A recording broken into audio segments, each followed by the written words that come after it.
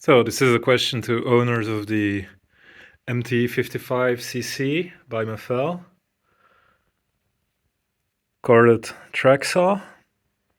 So this saw is pretty good. I would say it's pretty amazing even.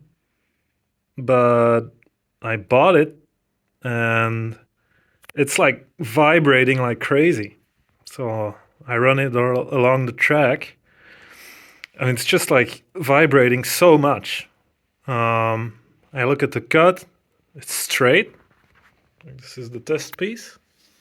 It's pretty straight. I mean, there is nothing wrong with the cut itself, but then I was a bit curious, so I take the thing apart.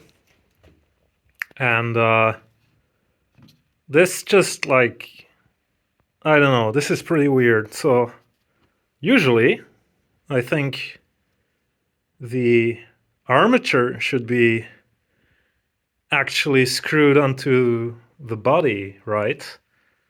So I take this thing apart and look at this. So let me just put it back in there so you can see. No screws. There's no screws. I mean, the holes are there. The two holes are right there, and the holes in the body are there too. So why is there no screws?